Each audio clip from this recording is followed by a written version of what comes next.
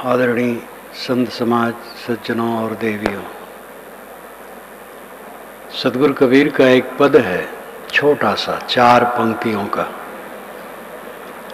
काहिर नलनी तू कुम्हिलानी, तेरे नाल सरोवर पानी। जल में उत्पत्ति, जल में बास, जल में नलनी तोर निवास। नहीं तल तपत न ऊपर आग, तोर हेतु कहो कासन लाग। कहें कबीर जो उदक समान, ते नहीं मुए हमारे जान। 4 पंक्तियां हैं। काहिर नलनी तू कुम्हिलानी, नलनी कमलनी, क्यों कुम्हिला गई तो? जल में उत्पत्ति, जल में वास। कमलनी की उत्पत्ति जल में है और जल में रात दिन रह रही है। जल में नलनी तोर निवास। अय नलिनी, अय कमलनी, तेरा निवास हरदम जल में है। नहीं तल तपत न ऊपर आग, तेरे तल में तपन नहीं है, पानी भरा है, ठंडी ठंडी गीली गीली मिट्टी है, ऊपर से आग नहीं बरस रही है। नहीं तल तपत न ऊपर आग, तोर हेतु कहो कासन लाग। तेरा प्रयोजन किससे है? तू क्या चाहती है? कहें कबीर जे उदक समान, ते नहीं मुआ हमारे जान। जो उदक में समाया, पानी में डूबा, वो मरा नहीं। ये इसके शब्दार्थ के अनुसार अर्थ है। अन्योक्ति अलंकार में, अनेक अलंकारों में कबीर साहब की वाणी है।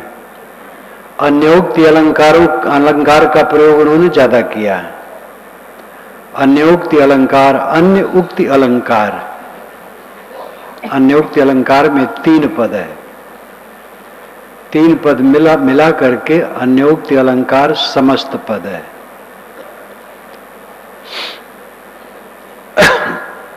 अन्य उक्ति अलंकार। कथा जाए कुछ और रहे कुछ, कहा जाए कुछ रहे कुछ। यहां कमलनी की बात साहब नहीं कह रहे हैं, कुछ और कह रहे हैं। रूपक कमलनी का है और तालाब का है, जल का है। अलंकारों में कही हुई बात ज्यादा मनोहर होती है। आप वेदों को पढ़ें, अलंकारों से वेद भरे हैं। वेद वचन और कबीर वचन दोनों में अलंकार बहुत है।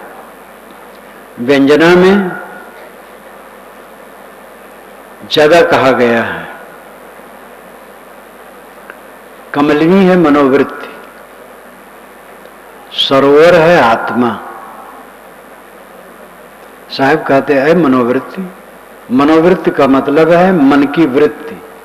वृत्ति का अर्थ है अवस्था, एक रूप, एक आकार। मन अनुकूल बात सोच करके थोड़ा प्रसन्न है, इतनी भी वो बात दिमाग से हट गई और प्रतिकूल बात दिमाग में आ गई तो मनोवृत्ति दूसरे ढंग की हो गई, तकलीफ आ गई और वो बात भी चित्त से उतर गई तो उदासीनता आ गई, समभाव हो गया। न तकलीफ है, न सुख है, समय। यह मनोवृत्ति मनुष्य की बदलती रहती है। मनोवृत्ति कमलनी है, सरोवर आत्मा है। अय मनोवृत्ति रूपी कमलनी, तेरी उत्पत्ति तो सरोवर में है, शीतल आत्मा से है, तो तू जल क्यों रही है? जल में उत्पत्ति, जल में वास। आत्मा से तेरी उत्पत्ति है और आत्मा में तेरा निवास है। जल में उत्पत्ति, जल में वास, जल में नहीं तोर निवास। तुम्हारा वहीं निवास है, घर बना हुआ है। नहीं तर तपत न ऊपर आगी, तेरे तल में तपन नहीं है। आत्मा के स्वरूप में कोई तपन नहीं है। आत्मा शीतल है, स्वभाव से भी अमृत है, और ऊपर से उसको कोई दुख नहीं दे सकता है। किसी आत्मा को कोई दुख नहीं दे सकता है बाहर से। तोर हेतु को कासन लाग, तेरा प्रयोजन कहां लगा है? तू कहां प्रयोजन मान रहा है? कहां भटक रही है? काहे कबीर जी उदक समान ते नहीं मुआ हमारे जान। साहब कहते जो उदक में समाया, उदक जल, वेद में उदक का अर्थ किया गया है, निरुक्त में यास्क मुनि ने किया है। यास्क मुनि ईसा से 800 वर्ष पूर्व हुए। जो उछल उछल करके चले वो उदक है। जब पानी ज्यादा बहता है तो कूद कूद करके चलता है, इसलिए उसको उदक कहा गया। जो जल में समा गया वो मरा नहीं। जो आत्मा में लीन हो गया, जिसकी मनोवृत्ति आत्मलीन है, वो मरा नहीं, वो अमर हो गया। इसी पर हम विचार करें।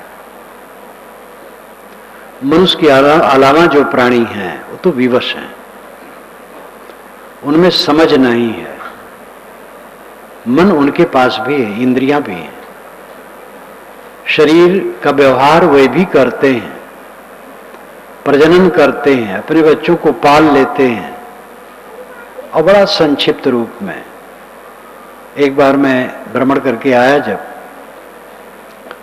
तो जहां मेरा निवास है बाथरूम में गीजर लगा है, तो गीजर के ऊपर 2 अंडे मैंने देखा। तो मैंने साथियों से कहा भाई देखो ये गिरने न पाए, फूट न जाए, ऊपर है वो। समय से देखा कि वो मादा आती है, वहां बैठती है, आती है जाती है। 2 दिन में देखा बच्चे बैठे हैं, अब अंडाकार नहीं है, बच्चे बैठे, दोनों बैठे हैं चुपचाप, वो खिसकते नहीं, इधर उधर जाते नहीं। कभी कभी देखा कि मादा ला करके कुछ उसके मुख में डालती है, थोड़ा थोड़ा डालती है, लेकिन उसी में 4 दिन में वह पंख फड़फड़ाने लगे। 5वें दिन देखा कि एक उड़ करके पंखे पर बैठ गया। मैंने कहा भाई देखो कोई पंखा न चलाएंगे, नहीं तो कट जाएगा। फिर मैंने लकड़ी लेकर के उसके सामने किया, तो उड़ करके वो जंगला के पास चला गया। एक उड़ करके फाटक पर आके बैठ गया। जो फाटक पर बैठा उसको मैंने पकड़ लिया, पकड़ करके ला करके बाहर एक पौधे पर, फूल के पौधे पर रखा। झाड़ था, और दूसरा जंगला के रास्ते उड़ गया। 1 सप्ताह में कुल हो गया। अंडा कब दिए थे तो पता नहीं, लेकिन 1 सप्ताह में वो अंडा फूटा, चूजे बड़े हुए, और मादा ने लाके चारा दिया, उड़ने लायक हो गए, उड़ के चले गए। अब मादा से कोई मतलब नहीं, मादा को कोई चिंता नहीं। आदमी बच्चा पैदा करता है, बच्चे के बच्चे के बच्चे अगर वो प्रबंध कर पाए, जी पाए, कई पीढ़ियों तक प्रबंध करेगा। अपना प्रबंध नहीं करेगा जिसके लिए जीवन मिला है। इस पर मुझे एक घटना याद आती है। एक भक्त मिलने आए, कई वर्ष हो गए, शायद अब वो न हो, 75 वर्ष के उस समय थे, बहुत समझदार, फतेहपुर की तरफ के थे। 2 भक्त और आए थे, तो मैंने कहा इन लोगों को जाने दो, तुम 2-3 दिन रह लो, तुम तो बुजुर्ग हो, तुम्हें घर में क्या काम होगा। तो सहम गए। मैंने कहा क्यों? कहे साहब घर खेती मुझे देखना पड़ता है। मैंने कहा बच्चे? कहे साहब वो दुकान करते हैं, नौकरी करते हैं। तो हम कहे कितनी तुम्हारी उम्र है? कहे 75। मैंने कहा तुम मर जाओगे तब कौन खेती करेगा? तुम कब तक करोगे खेती? मैं नहीं कहता हूं कि बूढ़े निकम्मे बन के बैठे रहें, काम करें, लेकिन इतनी जिम्मेदारी लेकर के इस बुढ़ापा में 60 वर्ष में सरकार भी सेवा मुक्त करती है और पेंशन देती है, जाओ बैठ के खाओ, अब तुम्हारे मरते तक तुम्हें खाने के लिए मैं दूंगी, सरकार कहती है। और जिन बाल बच्चों को आपने पैदा किया, पाला पोसा, बड़ा बनाया, 75 वर्ष की उम्र हो गई, अब अभी भी सेवा मुक्त नहीं हो रहे हो। अगर बच्चे के बच्चे हों तो उसका भी विवाह शादी देखना चाहेंगे ये बूढ़े, अपना कल्याण नहीं देखना चाहेंगे। ये घोर अविवेक। जानवर ज्यादा हल्के फुल्के, इस समय भीड़ है इसलिए पक्षी सुबह नहीं बोलते हैं, वो शाम करके पेड़ पर बैठे होंगे अथवा उड़ करके इधर उधर होंगे। आज रात में जब सुबह में घूमने निकला तो कोई पक्षी बोल नहीं रहा था, वो जानते हैं भीड़ है, भीड़ नहीं रहती है तो बहुत सुबह से ही बोलने लगते हैं, चहचहाते हैं, प्रसन्न। ये सब गुण होते हुए भी उनमें विचार शक्ति नहीं। विचार शक्ति केवल मनुष्य में है, आत्मा सबका समान है, चाहे चींटी का हो, चाहे हाथी का हो, चाहे मनुष्य का हो, लेकिन विचार केवल मनुष्य में है और मनुष्य ही ज्यादा तप रहा है, मनुष्य की मनोवृत्ति ज्यादा जल रही है। हर आदमी का मन हर समय पीड़ित है, तपता है, दुखता है। काहिर नलिनी तू कुमिलानी, अय नलिनी अय कमलनी क्यों कुमिला गई, अय मनोवृत्ति क्यों दुखी है, क्या कमी है? खाने को मिलता है, पहनने को मिलता है, सोने की जगह मिलती है, फिर दुख क्यों? लोग कहते बस इतना ही है, और बहुत बातें हैं, बहुत बातें दुख भोगने के लिए हैं। काम करो, मेहनती रहो, कोई बैठाकू न रहो। बूढ़ों से भी मैं कहता हूं मेहनती रहना चाहिए। बूढ़े अगर दरवाजे पर हैं, झाड़ू लगा लिए, अपने कमरे में साफ कर लिए, छोटे बच्चों को थोड़ा खिला लिए और भी थोड़ा मोड़ा काम कर लिए तो घर वाले खुश होंगे और अपने में भी शक्ति होगी सेवा की। सेवा के बिना चित्त प्रसन्न होगा ही नहीं, इसलिए परिश्रमी तो होना चाहिए। लेकिन चिंता में हम इतना बांध देते हैं अपने को कि चित्त जलता रहता है, सबका चित्त जलता है, मात्रा में कम बेश है। और क्यों जलता है? सार्थक नहीं, निरर्थक जलता है। कोई मर गया है तो कोई जिला सकता है? जब मेरा शरीर ही मर जाएगा तो इसको लेकर के इतनी परेशानी क्यों? मन के अनुकूल नहीं होता है, क्या दूसरे के मन के अनुकूल सब होता है? ये तो दुनिया की कथा है। मन के अनुकूल कहां होगा? कहीं थोड़ी सी अनुकूलता मिलती है। मन को ऐसा बनाओ कि सब अनुकूल लगे। जैसा मन चाहता है वैसा होगा नहीं। जैसी स्थिति हो मन को ऐसे बना लो, बस सुखी रहो। एक पंडित जी यजमानी में जा रहे थे, पूरब तरफ जाना था, घोड़ी पर जाते थे वे, लेकिन घोड़ी बड़ी उनकी हठीली थी, उत्तर तरफ बारंबार चले, वे लगाम से खींचे पूरब तरफ और उत्तर तरफ जाए। तो उन्होंने कहा चल घोड़ी तो उत्तर चलो, उधर भी मेरी जजमानी है, तो उत्तर ही चले गए। सब तरफ उनकी जजमानी थी। प्रारब्ध हमें किसी तरफ खींचता है। हमें अपने मन का ऐसा समाधान रखना चाहिए, सभी स्थितियों में प्रसन्नता बनी रहे। हमारी प्रसन्नता चीजों से नहीं बनी रहेगी, जितनी ख्वाहिश बढ़ेगी उतना उद्वेग बढ़ेगा, उतनी अपूर्णता का दर्शन निरंतर होगा।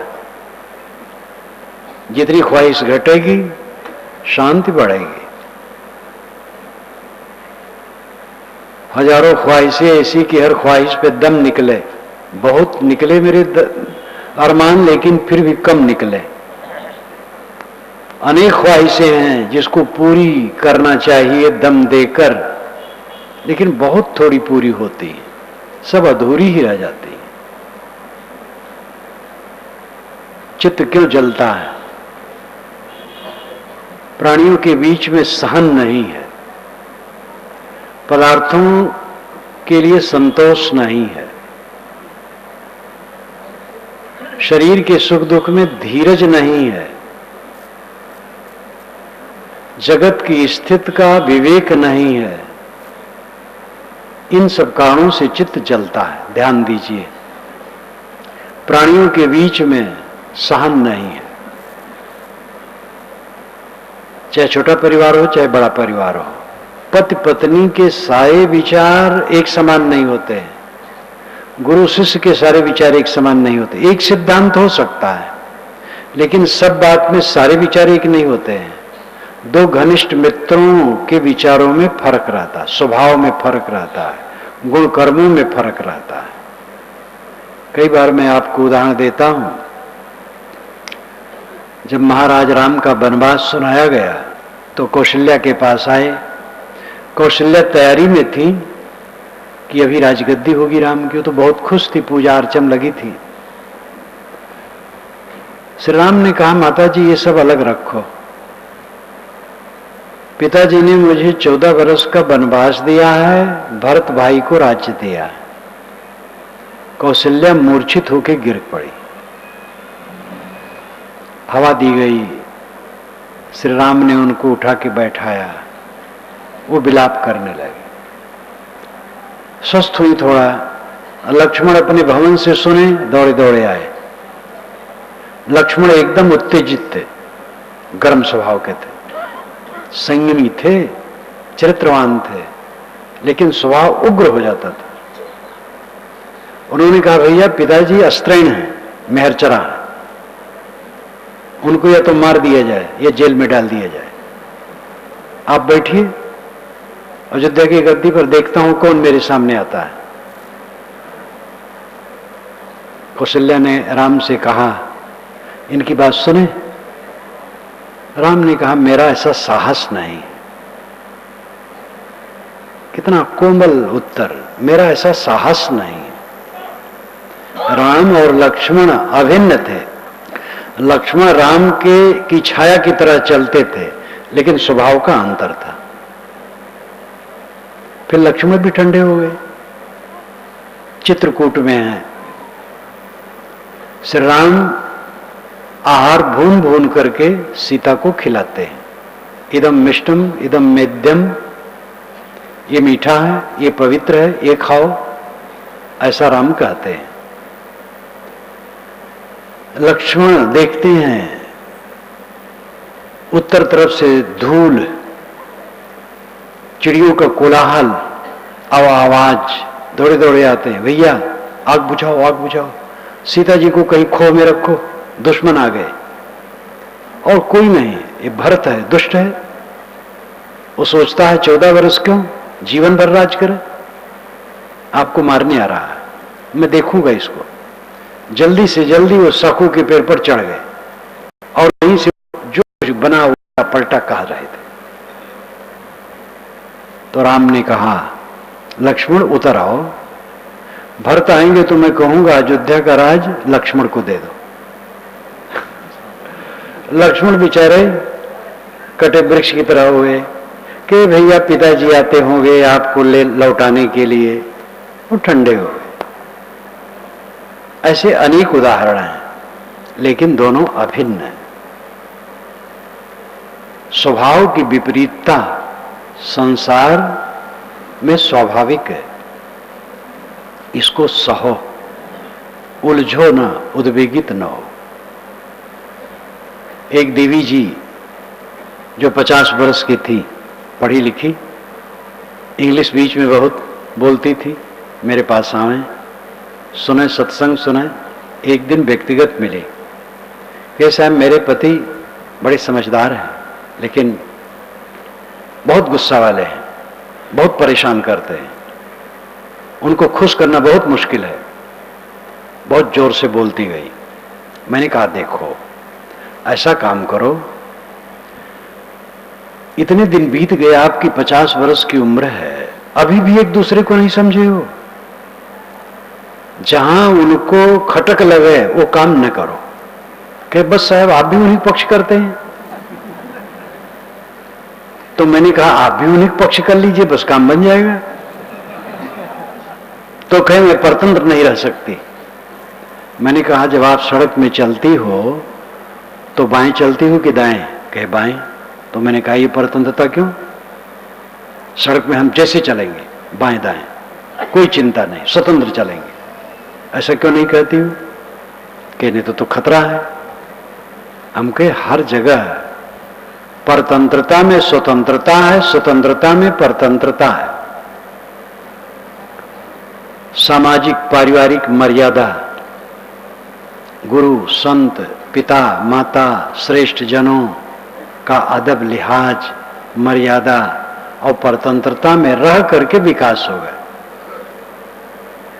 बच्चों को गुरु के अध्यापकों की परतंत्रता में रह करके शिक्षा मिलेगी। वकालत लोग सीखते हैं तो बड़े वकील के साथ रहते हैं। एक वकील ने मुझे बताया कि बड़े वकील के साथ मैं प्रैक्टिस करता था। एक मुकदमा में उन्होंने मुझे तहसील भेजा और मैंने विजय पाई। तो आया ऑफिस में बैठा, कई उनके सहायक वकील थे। तो बड़े वकील ने कहा मेरे लिए इसको 10 रुपये दे दो।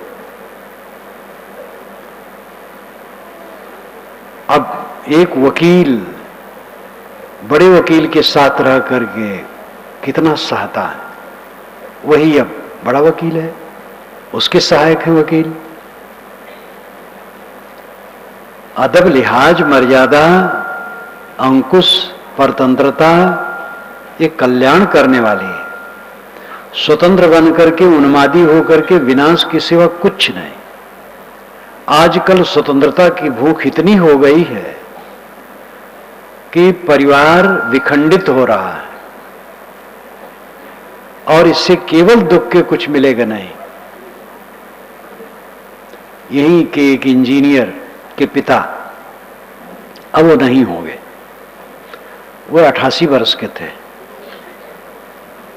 मुझसे मिलते थे, कहते साहब जब आपका भजन सुबह शुरू होता है तब मैं व्यायाम करता हूं और नाच उठता हूं, मगन हो जाता हूं। महाराज मैंने सर्विस की, पेंशन थोड़ी मिलती है, पुराने जमाने में की है। लड़का इंजीनियर है, लेकिन जब वो ऑफिस से आता है तो मैं ड्राइंग रूम में नहीं बैठता हूं, गली में घूमता हूं।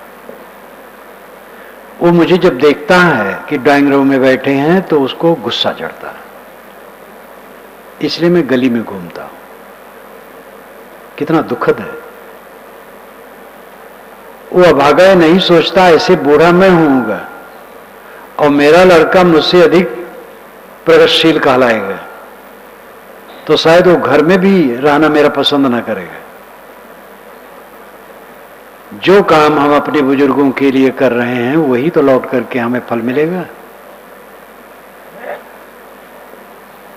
मनुष्यों के बीच में समाधान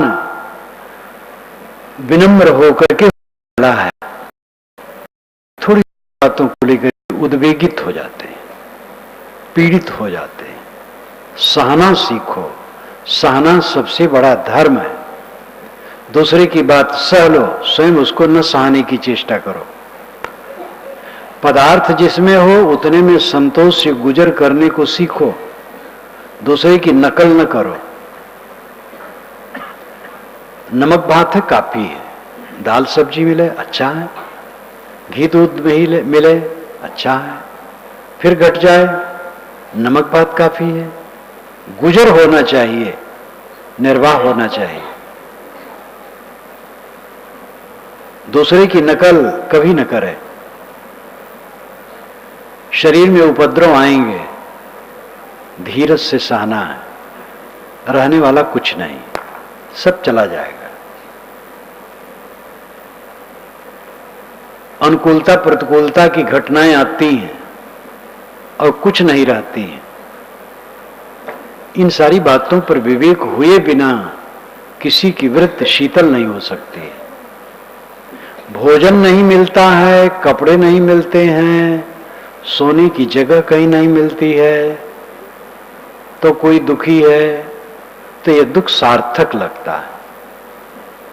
लेकिन खाने को मिलता है, कपड़े भी मिलते हैं, सोने की जगह भी मिलती है, फिर भी दुखी है, तो कितना नमक हरामी है। और मन का नहीं होता है, मन का किसी को हुआ है? मन सबको रगड़ रहा है।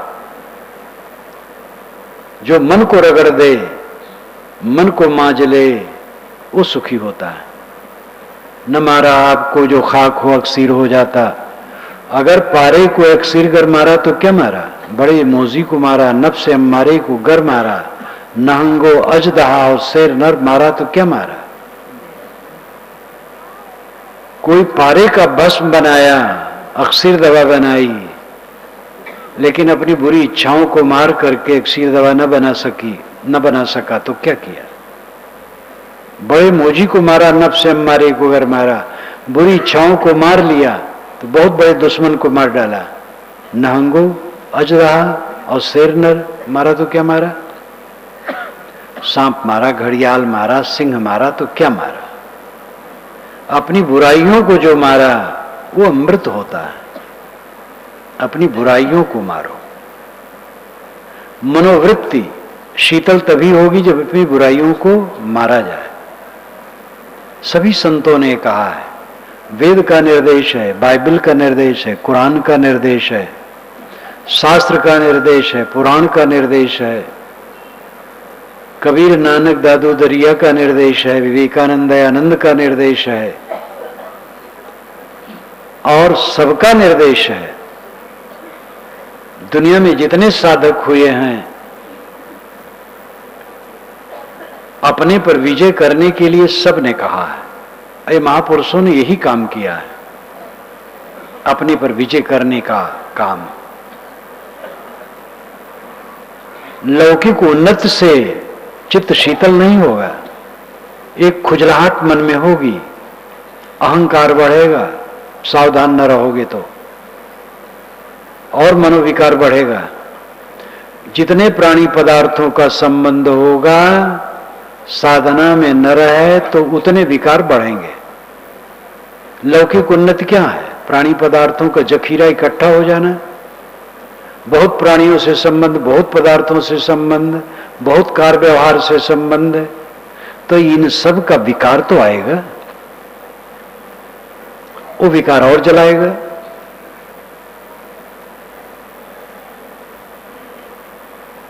आलम से जब तक निराला नहीं होगे तब तक खुदा से निराला रहोगे। ये निर्मल साहब की वाणी है। दुनियादारी से हटोगे नहीं तब तक खुदा से हटे हो, सत्य से हटे हो। दुनियादारी से हटो, मोह माया से हटो, तब खुदा, ईश्वर, ब्रह्म, परमात्मा, आत्मा के पास पहुंचो। पास कहीं चल के थोड़े पहुंचना है, आप ही हैं। काहिर नलनी तू कुमिलानी, तेरे नाल सरोवर पानी। ये मनोवृत्त रूपी कमलनी शीतल आत्मा से उदय हो रही है। जल में उत्पत्ति, जल में वास, जल में नलनी तोर निवास। आत्मा से मनोवृत्त की उत्पत्ति है, आत्मा में वो रह रही है, आत्मा से में उसका निवास स्थान है। फिर क्यों दुखी है? नहीं तल तपत न ऊपर आग। तल में आत्मा है, अब आत्मा मौलिक रूप में शीतल है, ऊपर से आपको कोई तकलीफ नहीं दे सकता है, बंधन नहीं दे सकता है। आप स्वयं बंधन बनाते हैं। ये बड़ा हल्ला है कि ईश्वर की माया सबको नचा रही है। क्या ईश्वर समझदार और दयालु नहीं है? नचाने वाला निर्दय होता है, किसी को परेशान करने वाला निर्दय होता है। सदैव आदमी किसी को परेशान नहीं करता है। एक गांव में एक व्यक्ति रहे, वो सबको परेशान करे। किसी की जमीन बिक रही है, कोई खरीद रहा है, वो बीच में पड़ जाए, दोनों तरफ से कुछ ले ले तब छोड़े, नहीं तो उसमें बीच में गड़बड़ करे। कोई मकान बना रहा है, नींव डाल रहा है, वहां पहुंच जाए, जब उसको घूस दो तब काम चले। सबका काम बिगाड़े, वाणी से बिगाड़े। बिगाड़ानंद का नाम आप सुने होंगे, कई बार मैं कहा करता हूं। सबका काम बिगाड़ते थे तो गांव वाले उसका नाम रखे बिगाड़ानंद। एक लड़के की शादी देखने के लिए लड़की वाले आए, तो लड़के के पिता ने 100 रुपए का नोट दे दिया कि बेटा बिना बुलाए बिगाड़ानंद आ जाएगा और कुछ बिगाड़ी देगा। जो जरा वो आवे जब, तो ये नोट उसके पैर पर रख करके पैर छू लेना। बरदेखुआ बैठे थे, बात हो रही थी, इतने में बिगाड़ानंद आ गए। बैठे, बच्चे ने 100 रुपया निकाल करके उनके पैर पर रखा, कहा बेटा खुश रहो खुश रहो, तुम्हारी मिर्गी बहुत जल्दी अच्छी हो जाए। बर देखने वाले सोचे भाई लड़की को जब मिर्गी आती है तो यहां तो लड़की फंसाना ठीक नहीं है। वो चुपचाप चले गए। 100 रुपया कम था, और देते तो न बिगाड़ता। कहते जो मरने लगा तो गांव वाले आए तो रोने लगा कि आप लोगों का मैंने काम बिगाड़ा, बड़ा पाप किया। जब मैं मर जाऊं तो मेरे मुंह में लकड़ी गाड़ दी जाए तो पश्चाताप हो जाएगा।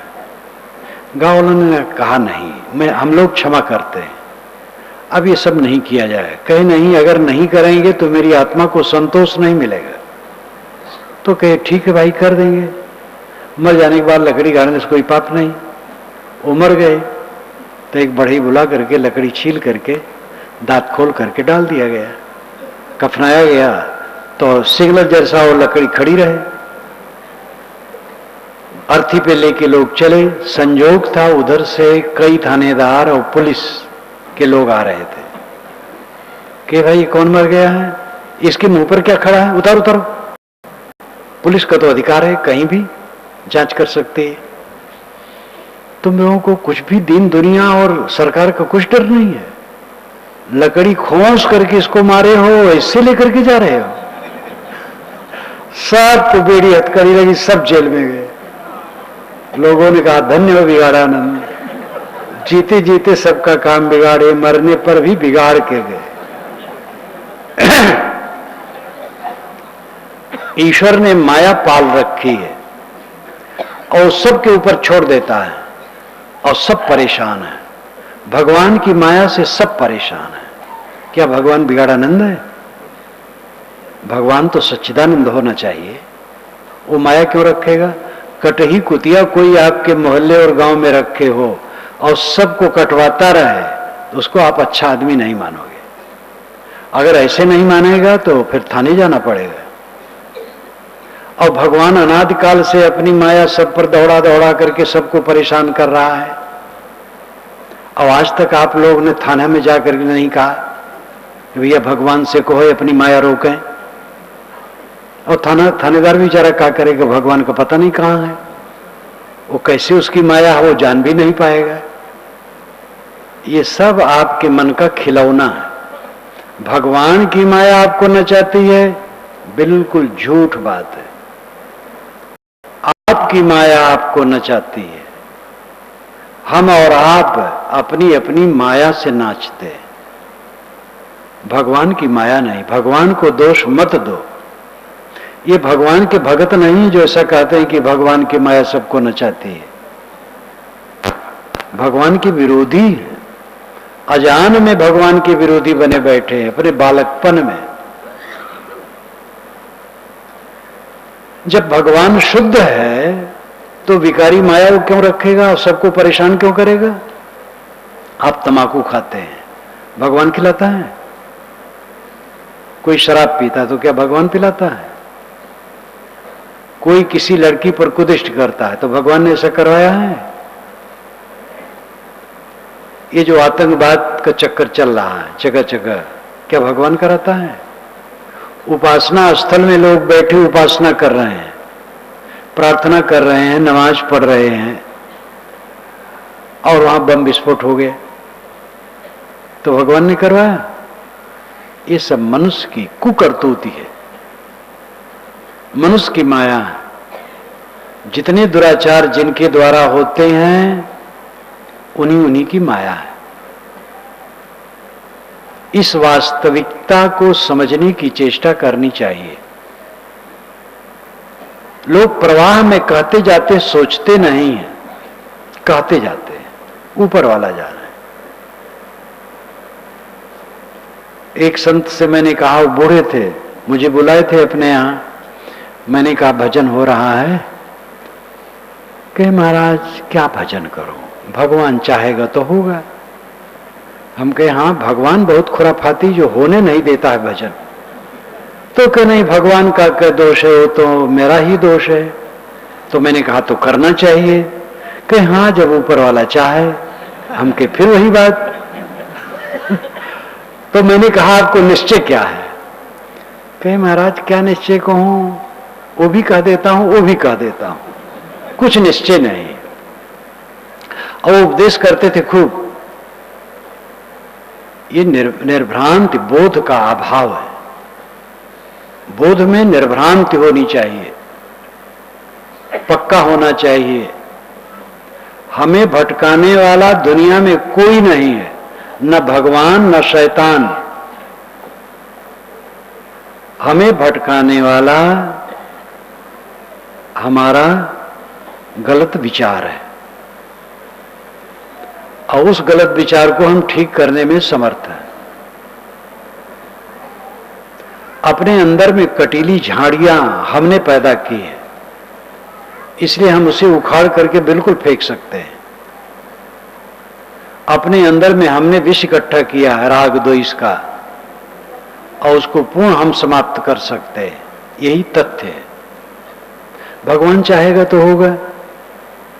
आज तक नहीं कर पाया भगवान, तो आगे कैसे कर देगा? आपको कितना चाहिए भगवान की कृपा? इतनी बड़ी पृथ्वी पर बैठे हैं, खुली हवा मिली है, खुला आकाश मिला है, सागर, नदियां।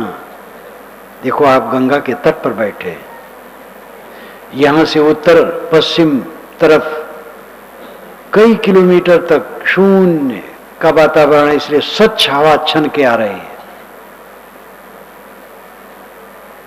चांद सितारे आपकी सेवा में हैं, स्वस्थ शरीर आपको मिला है, जहां बैठे हैं प्राणवायु अपने आ जा रहा है। कौन सी कृपा आपके ऊपर कोई करे? आप राग करो, द्वेष करो, कामना तृष्णा वासना में उलझो, उसको कौन सुधारेगा? वो आपका काम है। नहीं तर तपत न ऊपर आगे, न तल में तपन है न ऊपर से आ गए, न तो आत्मा के स्वरूप में, मौलिक स्वरूप में विकार है, और न तो ऊपर से उसे कोई मलिन कर सकता है। अपने को न समझ करके हमने अपने को गंदगी में डाला है। जीवन का सुख का रास्ता बड़ा सस्ता और सरल है। जहां रहो मेहनती रहो, और एक टाइम दो टाइम रूखा सूखा जो मिल जाए खा लो। बढ़िया भोजन होता है रूखा सूखा, समझ लो। जितना कीमती भोजन होगा उतना बिगाड़ करने वाला होगा। कुछ रूखा सूखा मिल जाए, पेट भर लो, तन ढकने कुछ कपड़े मिल जाएंगे, सोने की जगह मिल जाएगी। अब एक काम खास है, मन को शुद्ध रखना, और वही काम नहीं होता है। खाने का टिटिम्मा बहुत होता है, कपड़े का टिटिम्मा बहुत होता है, घर मकान का बहुत होता है, गाड़ी घोड़ा सब में चीज मिलती गई, बढ़ाते बढ़ाते कोई सीमा नहीं। चित्त शुद्ध की बात सोची नहीं जाती है। जो खास काम है, आप कमाते क्यों हैं? खाने के लिए। खाते क्यों हैं? जीने के लिए। जीते क्यों हैं? इसका पता नहीं। कैसा धोखा में जीवन है। कमाओ खाने के लिए, खाओ जीने के लिए, जियो सुख से जीने के लिए। सुख से जीना बड़े महल से नहीं हो सकता है, गाड़ी घोड़ा से नहीं हो सकता, पद प्रतिष्ठा से नहीं हो सकता है, गुरु बाबा बनने से भी नहीं हो सकता है, महंत, मंडलेश्वर, जगत गुरु, मंत्री, कमिश्नर, कलेक्टर होने से वो अवस्था नहीं आ सकती है। ये व्यवहारिक चीजें हैं। सबका काम है मन को शुद्ध करना। शुद्ध मन आनंद का सागर होता है और ये काम करना बहुत सरल है। जहां रहो अपने मन को मांझते रहो। आपको तकलीफ देने वाला कोई नहीं है। व्यवहारिक रूप में कोई कुछ उल्टा पलटा कर सकता है, आपके मन को कोई नहीं बिगाड़ सकता है। अपने मन को हम खुद बिगाड़ते हैं। हमें किसी ने गाली दी, अपमान किया, तिरस्कार किया, भरी सभा में अपमान किया, क्या करूं? अब इतने पर तो मन बिगड़ने हैं, तो मन बिगड़ने हैं तो रो। भरी सभा में कोई अपमान किया, जिसने अपमान किया वो अपना अपमान किया, मेरा अपमान नहीं हो सकता है। मेरा अपमान है जब मैं किसी का अपमान करूं। दूसरे के अपमान करने से मेरा अपमान नहीं होता है, किंतु जो अपमान करता है उसका अपमान होता है। गाली देने वाले को गाली पड़ती है। जो गाली जिसको दी जाती है अगर वो स्वीकारे ना तो उसको गाली नहीं पड़ती है। अपने मन को हम पूर्ण शुद्ध रख सकते हैं। ऐसे कवच से अपने आप को सुरक्षित कर लो कि कोई चोट वहां न लगे। धैर्य, सहन, त्याग, संयम, शील, संतोष, दृढ़ता, क्षमा, गम, संतोष, इस वृत्ति से अपने आप को ऐसे अभेद्य कवच में सुरक्षित कर लो कि कोई तकलीफ न दे सके। कोई आके यहां खड़ा होकर हमें गाली देने लगा और हम दुखी हो गए तो हम कुछ नहीं। गाली दे, हम दुखी क्यों हो? गाली देना उसकी कमजोरी है। निमित्त जीवन भर बने रहेंगे। निमित्त से आप स्वयं उद्वेगित ना हो जाओ। अपने को संभालो। कल्याण का रास्ता यही है। हर जगह सहन, परहेजगारी की बात कही गई है। कुरान शरीफ को आप देखो, परहेजगारी परहेजगारी बारंबार आती है। वेद को देखो, बाइबल को देखो, हर जगह सहन, क्षमा, गम, संतोष की बात आती है। कबीर वाणी में तो अत्यंत विनम्रता और क्षमा और सहन की बात आती है। कबीर हम सब ते बुरे, हम ते भल सब कोय, जिन ऐसा कर जानिया मीत हमारा सोए। कबीर पाखंडियों के लिए उग्र है। मानवता में भेदभाव डालने वालों के लिए उग्र है। सांप्रदायिकता का विष बोने वालों के सामने उग्र है। लेकिन आम जनता के लिए, साधकों के लिए इतने विनम्र हैं। कहें कबीर जो अब की बूझे सोई गुरु हम चेला। अब की जो मानव शरीर मिला है, इसमें कोई अपने को समझ ले और अपने को सुधार ले और शीतल हो जाए, अमृत हो जाए, वो गुरु है। मैं उसका चेला बनने के तैयार हूं। इतना विनयावनत है वो। वज्रादप कठोर, कुसुमादप कोमल। अजय प्रसाद द्विवेदी ने लिखा, वह वज्र से भी कठोर है और फूल से भी कोमल है। गलत जगह पर वो कठोर हो जाते हैं, गलत को नहीं स्वीकारते। लेकिन आम जनता और साधकों से वो कोमल, फूल से भी अधिक कोमल है। अपने को पहचानो, आप कौन हो। आप देह नहीं हो, प्राण नहीं हो, मन नहीं हो, बुद्धि नहीं हो। देह अन्नमय कोश है, ये हड्डी का ढांचा, उसके अंदर प्राणमय कोश है, वायव्य शक्ति, वायु का जितना भी पुंज है शरीर में वो प्राणमय कोश है। उसके अंदर मनोमय कोश है और उसके अंदर ज्ञानमय कोश है, बुद्धि। उसके अंदर आनंदमय कोश है, अनुकूलता में सुख की अनुभूति।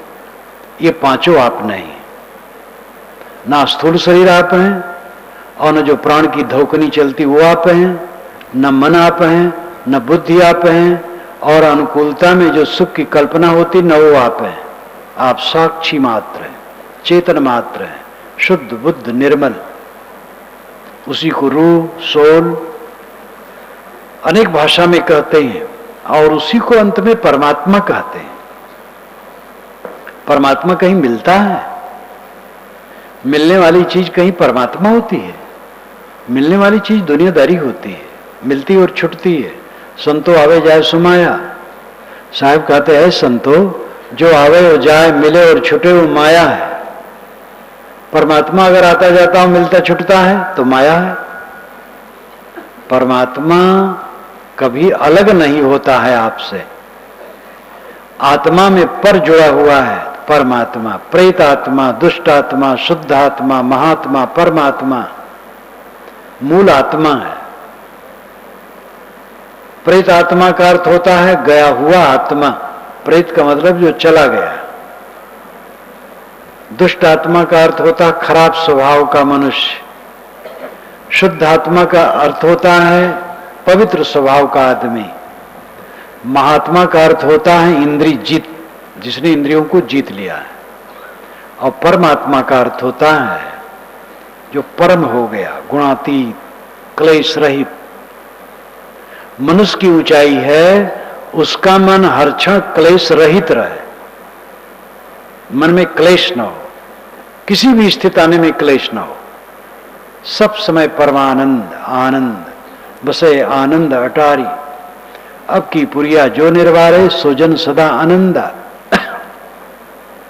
बीजक में साहब कहते हैं, दादा भाई बाप कलेखो चरणन हुई हो बंदा, अब की पुरिया जो निर्वारे सोजन सदा आनंदा। मैं तुम्हें दादा कह दूं, भाई कह दूं, बाप कह दूं, तुम्हारे चरणों की सेवकाई मैं कर लूं, अब की बार तुम पुरिया को तोड़ दो, सदा आनंदित हो जाओगे। ये भी अलंकारों में कहा है। पुरिया पुरिया गठरी, अहंकार की गठरी खोल दो। जो अहं गांठे बैठे हो उसको खोल दो, सदा आनंदित हो जाओगे। हमारा अहंकार हमें जलाता है। हम नकली रूप मान लेते हैं अपना, शरीर, नाम, रूप, गुण, कर्म, स्वभाव, उपलब्धियां, ये सब से अपने को हम जोड़ लेते हैं। शरीर से अपने को जोड़े, उसके नाम से जोड़े, उसके गुण कर्म से जोड़े, उसके स्वभाव से जोड़े, उसकी उपलब्धियों से जोड़े, बस जोड़ते चले जाते हैं और दुखाते चले जाते हैं। कल्याण का रास्ता है, इन सबको छांटो। शरीर में नहीं हूं, शरीर का स्वभाव में नहीं हूं, शरीर के गुण कर्म में नहीं हूं, जो उपलब्धियां हैं मेरी उपलब्धि नहीं है। आप लोग इतने लोग आए हैं, ये मेरी उपलब्धि नहीं है। आप लोगों की शुभ भावना है, कष्ट उठा के आते हैं, 3 दिनों तक असुविधा में बिता करके आपको लगता है इसमें मंगल है। सुविधा सुविधा तो होती रहती है, अपने घर में तो सभी सुविधा से रहते हैं। आपकी शुभ भावना है जो यहां आए हैं, ये मेरी उपलब्धि कुछ नहीं है। मेरी उपलब्धि है मेरा मन सदैव शीतल है। अब अगर मान लो कि आप लोग आए हैं तो मेरी उपलब्धि है, तो आप लोग चले जाएंगे तो मेरी उपलब्धि खो जाएगी, मैं वैसे को वैसे रह गया। तो उपलब्धि से अपने को जोड़ना, अपने को दुख में डालना है। संयोग की अपेक्षा वियोग के दिन को देखने की चेष्टा करनी चाहिए। ये भीड़ बैठी है, हमें याद करना चाहिए जब मेरा शरीर मर जाएगा और हम इस संसार को नहीं जानेंगे, उस चीज की याद करनी चाहिए, भीड़ नहीं। तब मन शीतल होगा। उपलब्धियां क्षणिक हैं, एक की नहीं, सबकी। राष्ट्रपति अभी अबुल कलाम थे, जिस दिन शपथ ग्रहण हुआ नए राष्ट्रपति का, प्रतिभा पाटिल, उसी रात को उन्होंने राजभवन छोड़ दिया अबुल कलाम ने, और 3 कमरे के मकान में जाके बैठ गए। सैकड़ों एकड़ परिसर, विशाल राजभवन को छोड़ करके 3 कमरे के मकान में चले गए। एक दिन वो 3 कमरा भी नहीं रहेगा, एक दिन उनका शरीर मिट्टी के अंदर चला जाएगा। और वही बात हम सब के शरीर की है, मिट्टी में जाए या आग में जले या पानी में सड़े, उस चीज को देखने की जरूरत है। उपलब्धियों में अपने को जोड़ करके, तो यही तो अहंकार, यही विकार उत्पन्न करता है। अंतिम दशा को देखो जिससे मन के विकार नष्ट हो, और धीरे धीरे उस तरफ सब चल रहे हैं, बदहवासी है, ख्याल नहीं है। नहीं तपत न ऊपर आग, तोर हेतु कहो कासन लाग।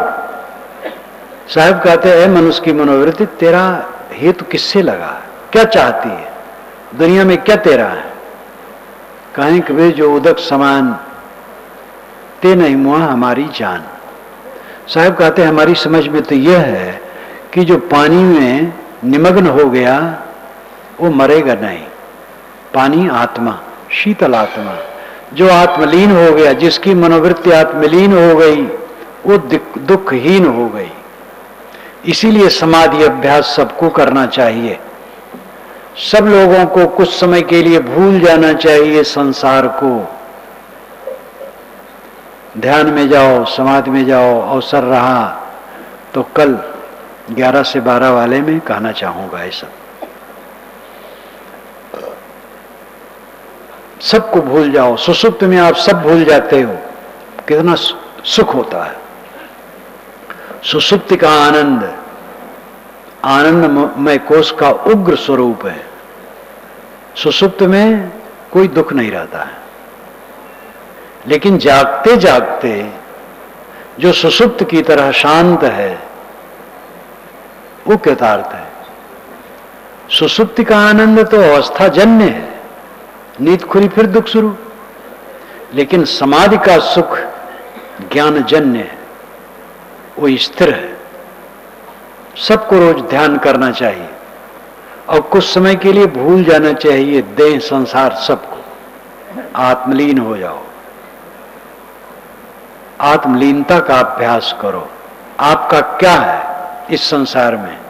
अपना आपा, आत्मा, खुद, और कुछ नहीं, किसी का कुछ नहीं। एक संयोग है, एक गुरुआ संघात है। गाय इकट्ठी हो गई फिर अलग अलग हो गई। सारा संबंध नकली है, असली नहीं है। कहें कबीर, जो उदक समान, जो पानी में डूबा वो मरा नहीं, आत्मा में लीन हुआ, जिसकी मनोवृत्ति लीन हुई वो धन्य है। 4 पंक्तियां ये हैं। काहिर नलनी तू को मिलानी, तेरे नाल सरोवर पानी। नाल डंडी, कमलनी की जो डंडी है वो नाल है।